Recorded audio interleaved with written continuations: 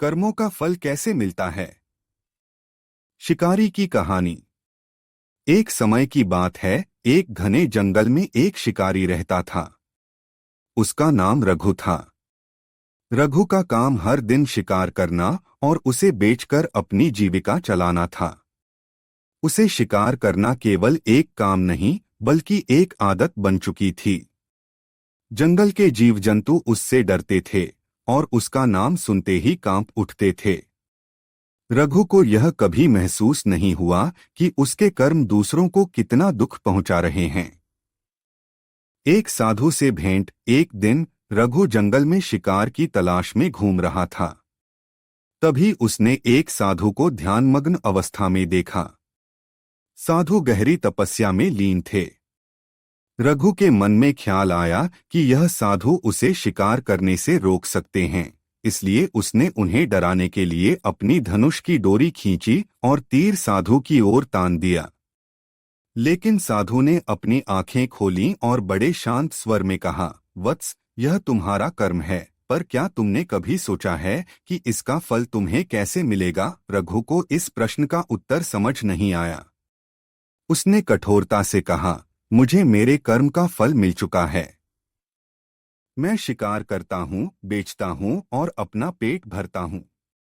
और कौन सा फल चाहिए? साधु मुस्कुराए और बोले, पुत्र, कर्म का फल केवल वर्तमान में नहीं मिलता। जो तुम आज करते हो, उसका परिणाम तुम्हारे भविष्य पर गहरा असर डालता है।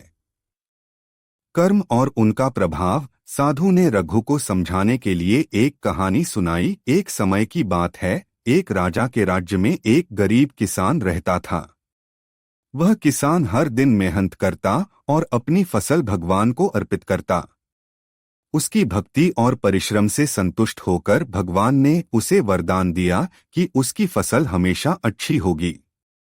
लेकिन किसान के पड़ोसी, जो लालची और ईर्ष्यालु थे, उसे नुकसान पहुंचाने की योजना बनाने लगे। फिर भी किसान ने अपनी भक्ति और कर्म से हार नहीं मानी। कुछ वर्षों बाद उन लालची पड़ोसियों का भाग्य खराब हो गया और किसान का नाम राज्य भर में आदर के साथ लिया जाने लगा। रघु ने कहानी सुनी, लेकिन उसने इसे मजाक में उड़ा दिया। वह हंसा और बोला, यह सब कहानियां हैं। असल जीवन में ऐसा कुछ नहीं होता। शिकारी पर आई विपत्ति। कुछ समय बाद रघु ने एक हिरण का पीछा किया। हिरण ने जंगल के घने हिस्से में भाग लिया, जहां रघु को रास्ता नहीं पता था। अचानक रघु गहरे गड्ढे में गिर गया।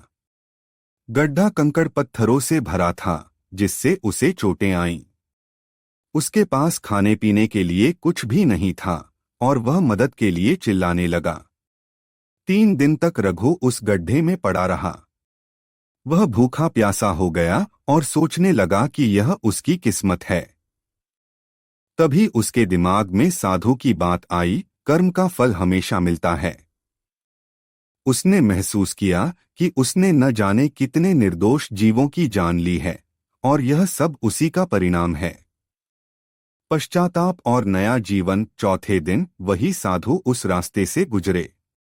उन्होंने रघु की कराहने की आवाज सुनी और उसे गड्ढे से बाहर निकाला। साधु ने रघु से पूछा, अब तो समझ गए वत्स, कर्म का फल कैसे मिलता है? रघु ने रोते हुए साधु के चरण पकड़ लिए और कहा, मुझे क्षमा करें गुरुदेव।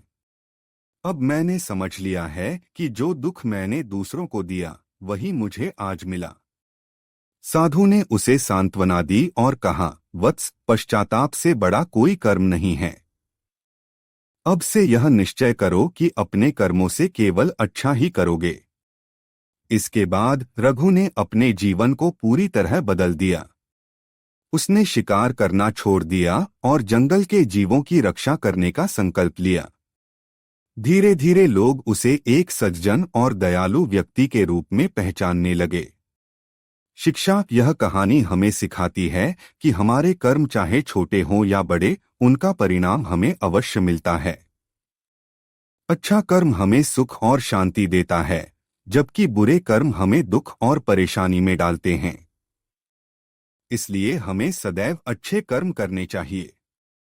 आशा करते हैं कि आपको यह कहानी पसंद आई होगी।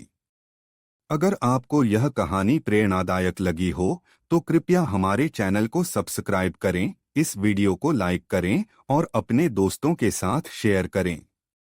धन्यवाद।